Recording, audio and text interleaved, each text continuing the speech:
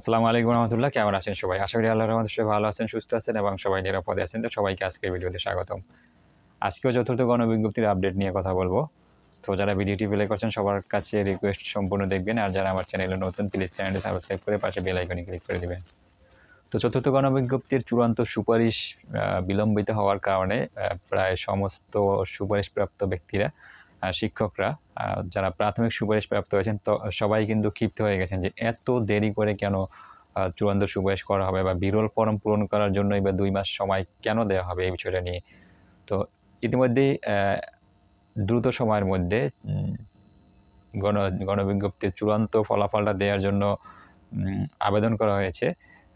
এই আবেদনটা করছেন হচ্ছে চতুর্থ গণবিজ্ঞপ্তির প্রত্যাশী যে শিক্ষক ফোরাম ছিল সেখান থেকে এই দাবি জানানো হয়েছে যে দ্রুত সময়ে চূড়ান্ত সুপারিশ করার জন্য। যেটা আমি বরাবর সবসময় বলে আসছি যে তাদের যে এই লেজি একটা ভাব, তারা যে বিভিন্ন সময় বিভিন্ন ধরনের অজুহাত দিয়ে চূড়ান্ত সুপারিশটা বিলম্বিত করে আসছে, এই কথাগুলোই বলা হয়েছে যে একদিকে শিক্ষা প্রতিষ্ঠানে শিক্ষক সংকট, অন্যদিকে যারা সুপারিশপ্রাপ্ত হয়েছেন তাদের কিন্তু একটা মানসিকভাবে চাপের মধ্যে আছেন, তারা হতাশার মধ্যে আছেন যে আসলে কতদিনে চূড়ান্ত সুপারিশটা হবে নাকি হবে না, এরকম একটা সমস্যার মধ্যে আছেন, হতাশার মধ্যে আছেন প্রত্যেকটা সুপারিশপ্রাপ্ত শিক্ষকরাই, যারা প্রাথমিকভাবে সুপারিশপ্রাপ্ত হয়েছেন।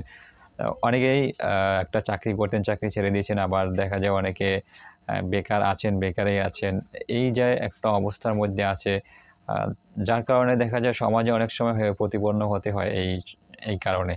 অনেক সময় দেখা যায় অনেকে ব্যঙ্গ করে যে, "তোমাদের চাকরি হয়েছে, এখনো যোগদান করো নাই কি জন্য?" এরকম অনেক সমস্যা যারা আ আছেন, তারা এই সমস্যার মধ্যে পড়েন।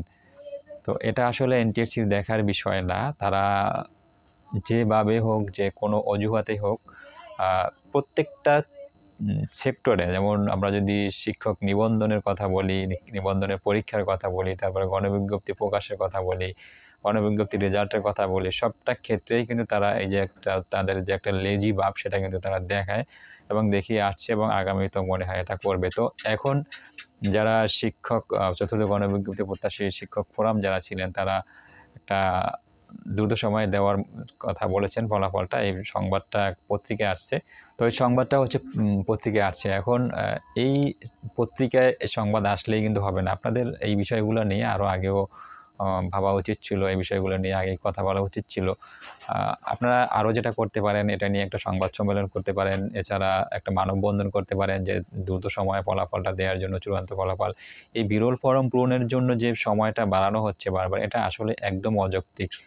এটা একদম অযৌক্তিক, কারণ বিরল ফরম পূরণ ১ম এ যে ১ মাস সময় দেওয়া হয়েছিল, এই ১ মাসের মধ্যে 100% শিক্ষক যারা সুপারিশপ্রাপ্ত হয়েছেন সবাই কিন্তু আ বিরল ফরম পূরণ করে সাবমিট করেছেন। একজন শিক্ষকও পাওয়া যাবে না যারা বিরল ফরম পূরণ করে সাবমিট করেন নাই।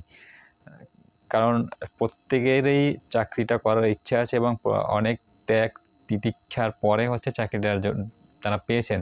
তো এখন এই বিরল ফরম পূরণ না করার কারণে কারো কি আমাদের বা আপনাদের কারো কি মনে হয় যে বিরল ফরম পূরণ না করার কারণে কেউ চাকরিটা হারাবেন, এইরকম মন মানসিকতার লোক কি আছে? একজনও নাই। সবাই বিরল ফরম ১ মাসের মধ্যে পূরণ করেছে। তো এনটিএসসি থেকে বলা হয়েছে তারা নিয়োগটা স্বচ্ছ করতে চায়।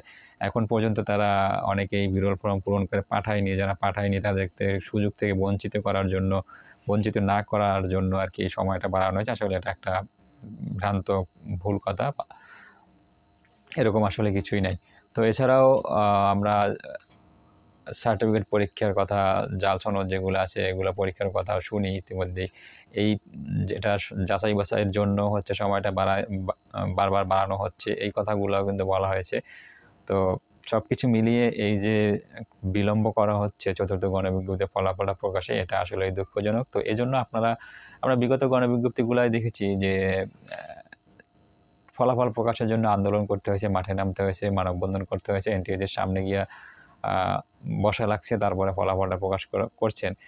তো আপনাদের এই যে বসে না থেকে কয়েকজন মিলে হলেও একটা যদি এনটিএর সামনে গিয়ে একটা মানববন্ধন করেন বা একটা সংবাদ সম্মেলন করেন, তাহলে সেটা আপনাদের জন্য ভালো হবে। হয়তো এর জন্য কিছুটা কয়েকদিন আগে হলেও আপনারা চূড়ান্ত সুপারিশটা পাবেন বলে আমি মনে করি। তো সম্মানিত ভিউয়ার্স, এই ছিল হচ্ছে আপনাদের জন্য আমার আজকের ভিডিও। শেষ করছি এর সাথে। ভিডিও ভালো লাগলে লাইক, কমেন্ট, শেয়ার করবেন। সবাই ভালো থাকবেন, সুস্থ থাকবেন এবং নিরাপদে থাকবেন এই প্রত্যাশায়। আল্লাহ হাফেজ।